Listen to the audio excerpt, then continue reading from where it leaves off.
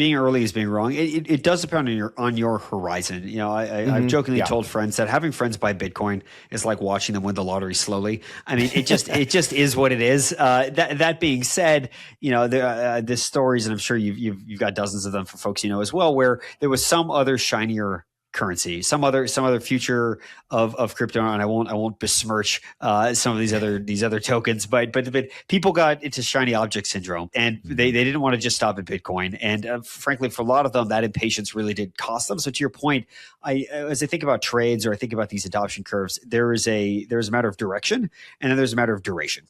And for Bitcoin, directionally, Bitcoin has gone up, and I think will continue to go up.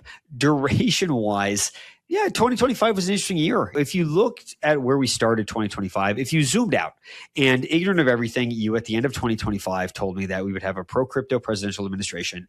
We would have increased adoption by the B2B community, more consumer-facing apps, multiple central banks expressing interest, multiple sovereign wealth funds, Harvard's endowment, basically increased institutional adoption and increased consumer awareness of Bitcoin, and a regulatory regime that was good. We actually got everything. I then, if you ask me what's the price of Bitcoin, I would say, oh, this is a $250,000 a year. It sounds like. I mean, look at all we've done, and yet it was like frankly flat to down. And I think that surprised a lot of folks because again, directionally these were all great things, and the fruits that were planted, those seeds that were planted, will bear fruit. But yeah, over a duration, you could argue it was a pretty tough 12 months for folks.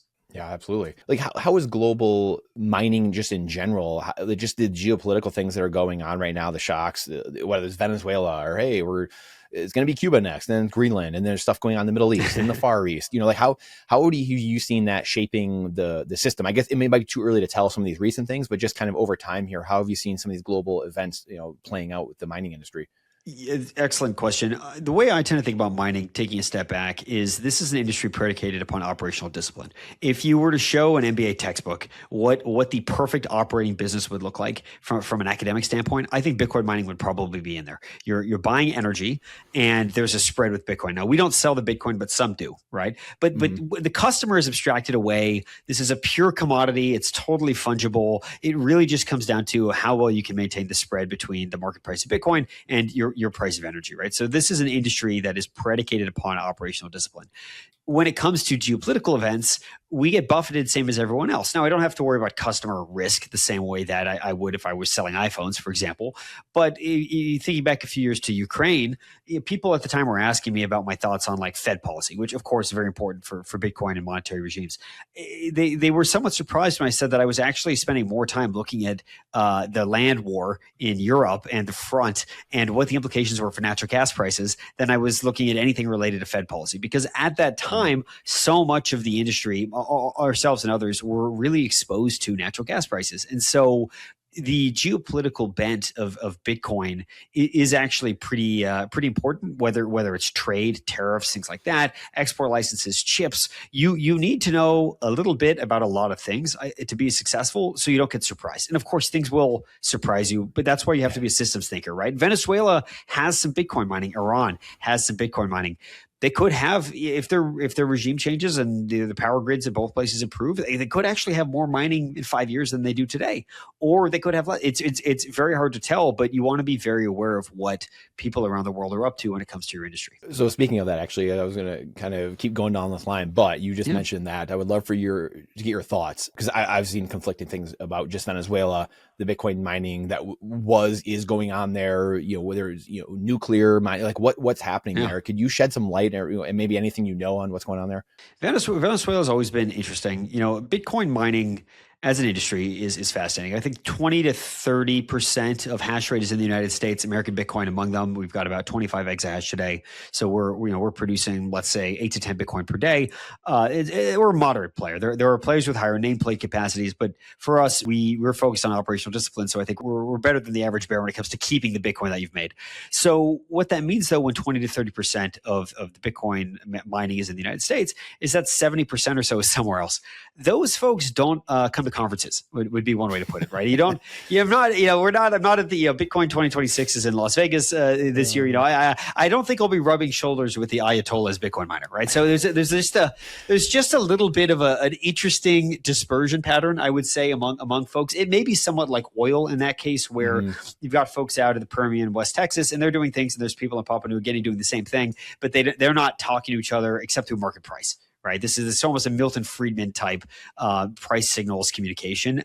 So as you think about Venezuela historically in the industry was a place where machines went to die because you have machines that got outmoded in the United States or were no longer competitive here. There were peers. This wasn't really something we did, but there were peers where oftentimes Venezuela was presented as a place, as were hydro dams in parts of Africa, where the power cost was so low that you could run these machines into the ground, and folks would. And so these were places that were on the radar. Never really of interest to us at either U.S. Bitcoin or American Bitcoin now for obvious reasons. But we were aware of these players in the region. The amount of Bitcoin mining in the United States may be shrinking, which to me makes the case for what we do at American Bitcoin all the more important. You're seeing the private players to play a bigger role. A lot of the public miners over the past two or three quarters have really shifted towards AI or HPC as their core business. This has resulted in a slowdown, for example, in large-scale headline mining buys.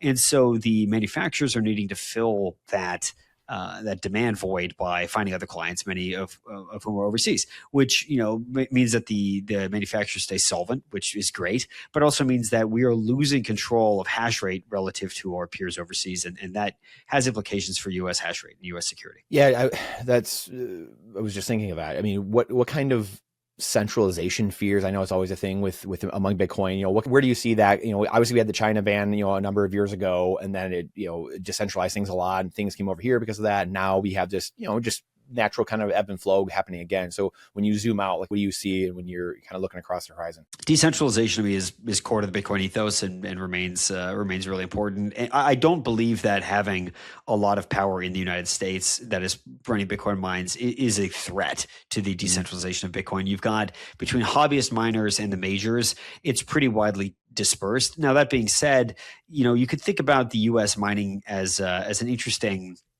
pocket in the globe. We've got the best rule of law. We've got the best or some of the deepest energy markets in the world. And we've got great capital markets access. There's not a lot of other places where you can actually get the kind of opportunity you can get in the United States. There's an old expression that God doesn't give with both hands. I think in the case of the United States, he actually did. In a lot of these other markets, you really do have to trade off on one of those three things in order to get hash rate online. It's not my preference. I would much rather do it here in the United States. I think it's great for the business, and I think it's also just great for the country. If you like that clip, then you definitely got to check out this next spicy clip. I think you're really going to like it. Come on, check it out. But if you want the full version, the full interview, then check that out over here. Come on, do it. I'll see you in there.